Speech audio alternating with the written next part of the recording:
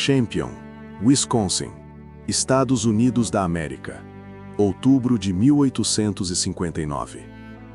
O nordeste do Wisconsin, em 1859, era um lugar que poucos mapas registravam com precisão.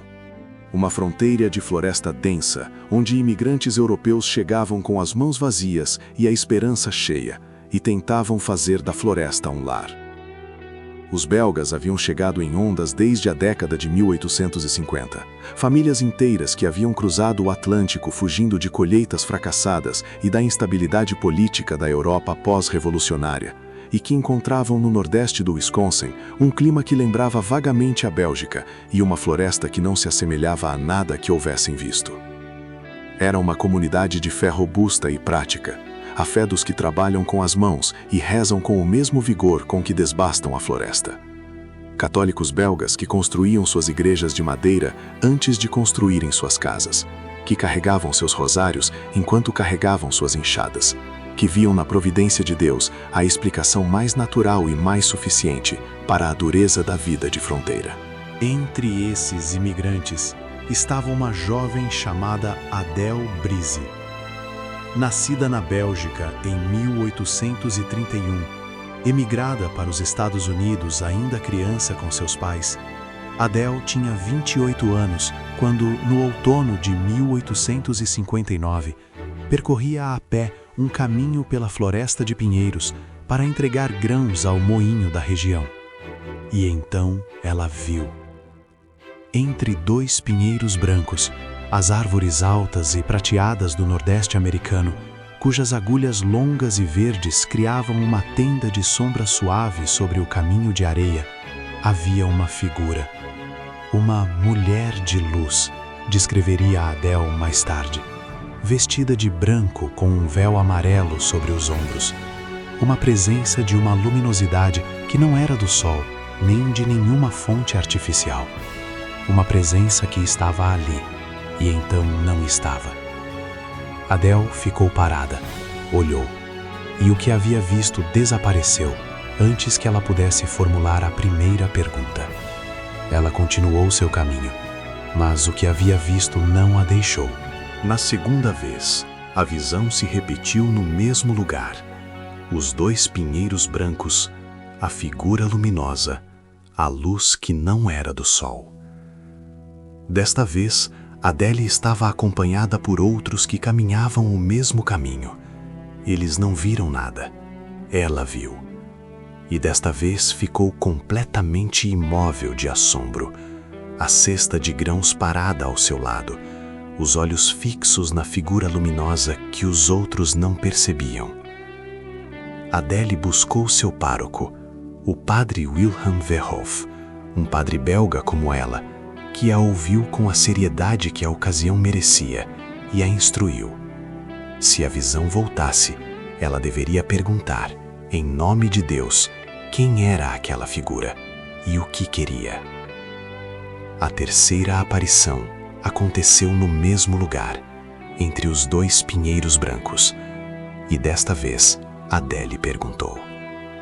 A resposta que ela recebeu e que registrou com a precisão de quem sabe estar diante de algo que deve ser documentado com exatidão, é, por sua simplicidade e concretude, uma das declarações mais memoráveis de toda a tradição mariana americana. Eu sou a rainha do céu, que reza pelo pecador. E então, vós tendes a fé, outros não a têm, e dela necessitam. E então, a missão. Reuni as crianças nesta floresta selvagem e ensinai-as o que devem saber para a salvação. Ensinai-as o catecismo, como rezar e como amar e guardar os mandamentos. Ensinai as que não sabem como se converter e as que não sabem as suas orações. Não um monumento, não uma basílica, não uma proclamação ao mundo. Uma escola, uma professora. Crianças de imigrantes numa floresta do Wisconsin. Esta é a parte da história que revela com clareza particular a coerência interna de todo o padrão das aparições americanas que estamos contemplando nesta série.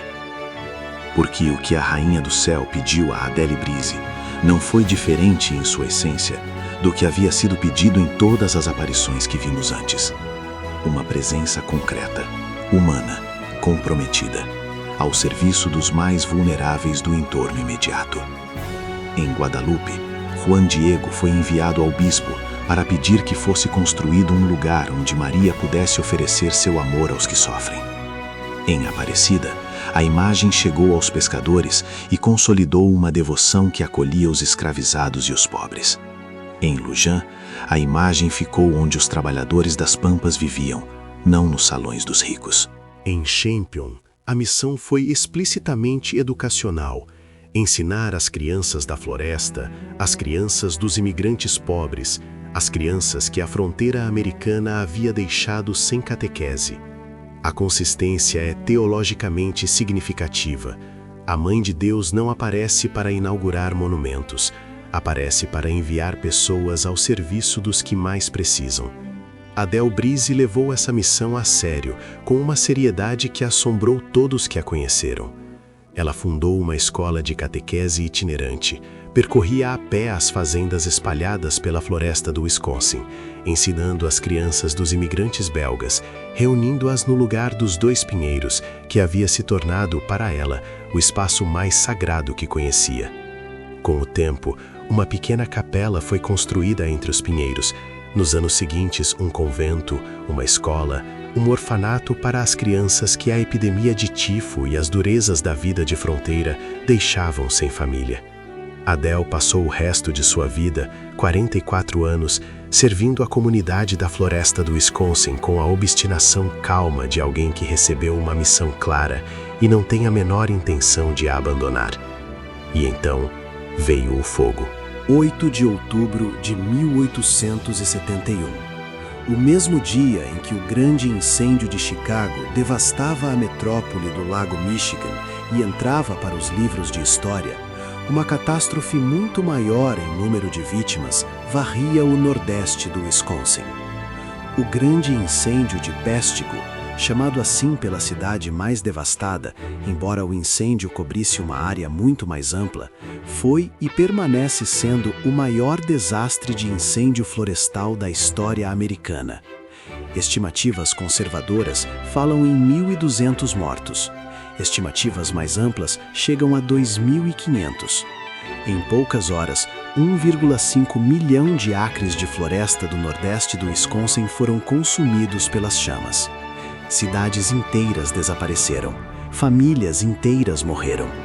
A paisagem que havia custado décadas de trabalho de imigrantes belgas para ser transformada em comunidade foi reduzida a cinzas numa única noite de outubro. O santuário de Champion estava no caminho do incêndio. As chamas chegaram ao redor do santuário. Os moradores da região que haviam buscado refúgio no pátio do santuário, centenas de pessoas que corriam das chamas e encontravam no lugar dos 2 pinheiros o único ponto de possível proteção, rezaram.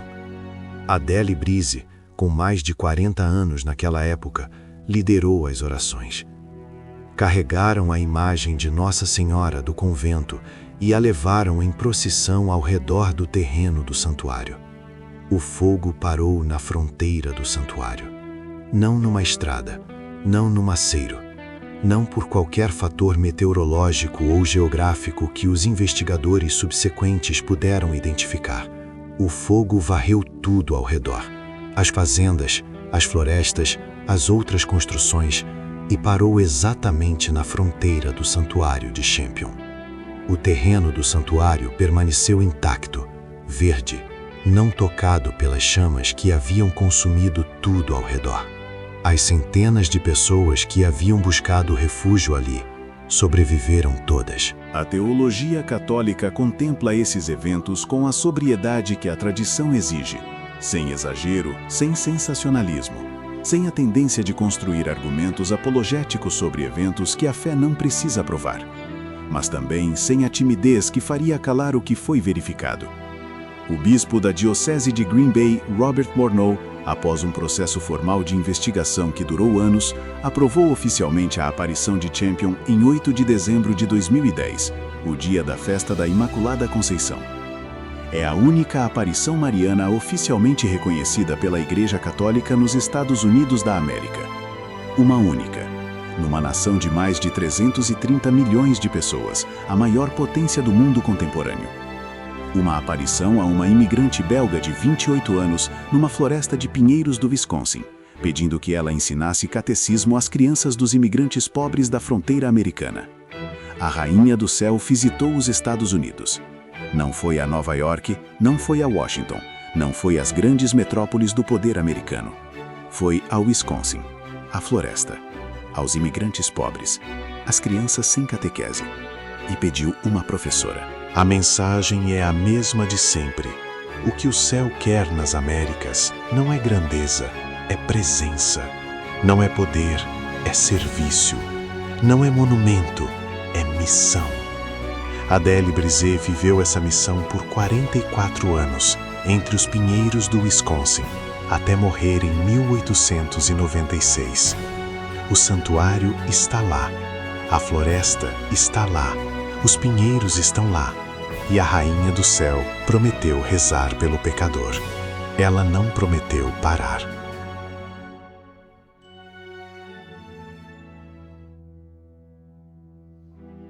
Equador, 1591. A Serra Equatoriana, o corredor andino que atravessa o Equador de norte a sul, entre duas cadeias de vulcões ativos, era em 1591, um dos territórios mais extraordinários que os europeus haviam encontrado nas Américas. As montanhas ali atingem altitudes que tornam o ar fino e o frio cortante, mesmo a 0 graus de latitude. O Equador geográfico passando por paisagens de páramos gelados, onde os pastores indígenas conduziam suas lhamas através de neblinas que apagavam o contorno do mundo. Os povos indígenas da Serra Equatoriana, os Caranquis, os Caiambis, os Otavalos, os Iumbos, haviam sido incorporados ao Império Inca no século XV e ao Império Espanhol no século XVI, numa dupla conquista que havia destruído as suas estruturas políticas anteriores, sem destruir a sua alma cultural. A evangelização na Serra Equatoriana avançava com os missionários franciscanos e dominicanos, que percorriam os Andes a pé ou a mula, aprendendo quechua e construindo igrejas sobre os lugares que os índios já consideravam sagrados. Foi nesse contexto que um escultor chegou a uma aldeia indígena remota nas montanhas do que hoje é a província de Pichincha, no norte do Equador. Seu nome era Diego de Robles. Era um escultor de madeira, um imaginário colonial, na linguagem técnica do ofício, que percorria as comunidades da Serra Equatoriana, produzindo imagens religiosas católicas encomendadas por paróquias e conventos. Um artesão itinerante da fé, como Anchieta havia sido um professor itinerante da fé no Brasil, alguém que usava seu ofício específico como um instrumento de uma missão que o excedia. Diego de Robles chegou à aldeia de Oiacache, uma comunidade iumbo nas montanhas a nordeste de Quito, numa das regiões mais remotas e menos acessíveis da Serra Equatoriana. E ali, num tronco de cedro vermelho que havia identificado como o material adequado para a imagem que havia sido encomendada, começou a esculpir.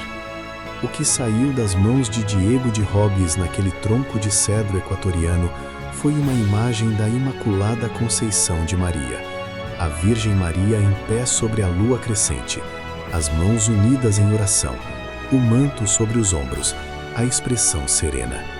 Uma imagem de qualidade que surpreendeu os que a viram, porque Diego de Robles era bom no seu ofício, mas o que havia saído daquele tronco parecia exceder o que as suas mãos sozinhas podiam produzir. A imagem tinha, disseram os que a viram pela primeira vez, qualidade de presença.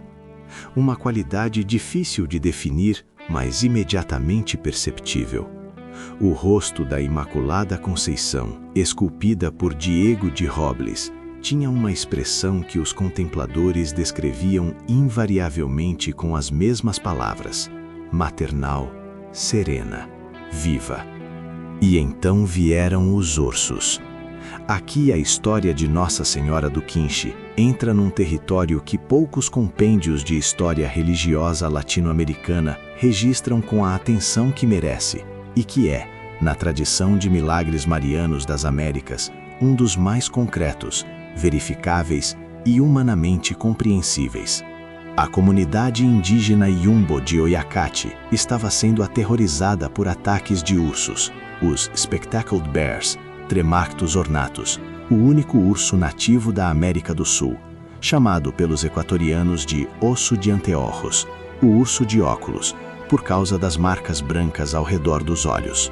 Os ursos de óculos dos Andes equatorianos são animais de grande porte que habitam as florestas de altitude e que, quando a pressão humana sobre seu habitat se intensifica, podem atacar plantações e, em situações extremas, o próprio gado ou mesmo as pessoas. A comunidade de Oyacate vivia esse terror concreto. Os ataques se repetiam, o medo era real e as soluções humanas disponíveis no século XVI eram limitadas. Eles rezaram para a imagem que Diego de Robles havia esculpido, e os ursos pararam de atacar. A teologia católica contempla esse tipo de evento com a sobriedade que a tradição exige. O milagre não é provado pelo evento isolado, mas pelo conjunto de circunstâncias que excede a explicação natural e é acompanhado pela conversão e pelo crescimento da fé. O que aconteceu em Oyacate foi verificado por testemunhas, documentado nos processos eclesiásticos subsequentes e reconhecido pela Igreja como parte do conjunto de graças que confirmam a autenticidade desta devoção. Os ursos pararam e a devoção à imagem começou. Primeiro em Oyacate, depois além. Mas a história de Nossa Senhora do Quinche não termina em Oyacate. Tem uma segunda parte que a torna ainda mais complexa e mais fascinante. A imagem passou por Oyacate por décadas. Venerada pela comunidade Yumbo que a havia recebido, o local de peregrinação crescendo gradualmente com devotos que chegavam das comunidades vizinhas. E então, surgiu uma disputa que os registros históricos descrevem com riqueza de detalhe. A comunidade de El Quinche, uma aldeia mais acessível no vale abaixo, junto ao rio Pisque, queria a imagem.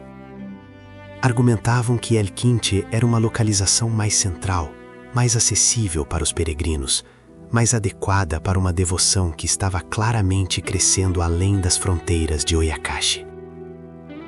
A disputa entre as duas comunidades pela imagem foi resolvida da forma que esses conflitos frequentemente são resolvidos na tradição mariana, com um ato de discernimento que colocou a decisão fora das mãos humanas. Em 1604, após um processo de negociação que envolveu autoridades eclesiásticas, a imagem foi trasladada de Oyacate para El Quinche. A traslação era uma jornada difícil pelos caminhos de montanha andina. O caminho de Oyacate ao Vale do Quinche desce centenas de altitude, atravessando várias zonas climáticas. E os relatos históricos descrevem episódios ao longo desse caminho que os que acompanhavam a procissão não conseguiram atribuir a causas naturais. Luzes inexplicáveis, um perfume que não tinha fonte identificável, eventos que os presentes interpretaram como sinais de que a imagem estava ratificando o traslado. El Quinche recebeu a imagem e El Quinche transformou-se. O que era uma aldeia nas encostas dos Andes equatorianos tornou-se, ao longo dos séculos XVII e XVIII, um dos santuários marianos mais importantes do Equador. A Basílica de Nossa Senhora do Quinche, construída e ampliada em etapas ao longo dos séculos, é hoje um dos maiores edifícios religiosos do Equador e o santuário mais visitado do país. A profundidade filosófica e teológica da história de Nossa Senhora do Quinche reside, entre outras coisas, num detalhe que merece atenção especial: o escultor. Diego de Robles era um artesão colonial, alguém que vivia do seu ofício, que percorria a Serra Equatoriana produzindo imagens religiosas encomendadas, que conhecia a teologia da imagem católica não como teólogo, mas como trabalhador da madeira. E ele produziu, naquele tronco de cedro de Oyakashi, uma imagem que excedeu o que as suas encomendas normais produziam. A teologia católica da imagem sagrada, desenvolvida longamente desde a crise iconoclasta do século VIII até o decreto do Concílio de Trento sobre as imagens sagradas em 1563, ensina que as imagens não são adoradas em si mesmas, mas que são veneradas como presença mediadora da realidade que representam. A imagem não é o sagrado, é o lugar onde o sagrado se torna acessível à percepção sensível. Diego de Robles produziu um desses lugares. Não porque fosse um gênio artístico. Os registros não sustentam essa afirmação. Mas porque a tradição da Igreja reconhece que há momentos em que as mãos do artesão são, sem que o artesão necessariamente saiba, instrumentos de algo que excede a habilidade técnica. A beleza que a fé reconhece nas grandes imagens sagradas não é apenas uma questão de maestria artística. É também uma questão de uma qualidade que a linguagem teológica nomeia como presença e que a linguagem estética tenta, com menos sucesso, descrever como inefável. A imagem de Oyakachi tinha essa qualidade e 430 anos depois continua tendo-a. O Equador de hoje, um país de aproximadamente 18 milhões de habitantes, majoritariamente católico, com uma das populações indígenas proporcionalmente maiores da América do Sul, mantém com Nossa Senhora do Quinche uma relação que vai muito além da devoção religiosa individual. É uma relação que permeia a cultura, a identidade, a história do país. Em 1943, o Papa Pio XII coroou solenemente a imagem de Nossa Senhora do Quinche como padroeira do Equador, um reconhecimento que o povo equatoriano já havia dado informalmente há séculos, mas que a Igreja confirmou formalmente naquele ano. O Santuário de El Quinche recebe hoje mais de 2 milhões de visitantes por ano. As peregrinações a pé, algumas de centenas de quilômetros de distância, são uma tradição viva que nenhuma modernização conseguiu apagar. Equatorianos de Quito, Guayaquil, Cuenca, das cidades e das aldeias, dos Andes e da costa, descem as estradas e os caminhos andinos para chegar a El Quinche e estar na presença daquela imagem de cedro equatoriano que um artesão colonial esculpiu em Oyakachi em 1591. Num momento que excedeu as suas mãos. E há um último detalhe que a tradição preservou com o cuidado que as histórias sagradas merecem. Diego de Robles esculpiu 2 imagens daquela madeira de cedro. A que ficou em Oyakachi e uma segunda, que foi para uma comunidade vizinha. Exatamente como em Lujan, onde havia 2 imagens e uma ficou. Exatamente como em Aparecida, onde a rede trouxe primeiro o corpo e depois a cabeça, 2 fragmentos de um todo. A providência divina parece ter uma preferência por eventos que vêm em pares, em fragmentos, em duplicações, como se quisesse mostrar que o que importa não é a singularidade do objeto, mas a qualidade da atenção com que o recebemos. Diego de Robles esculpiu 2 imagens.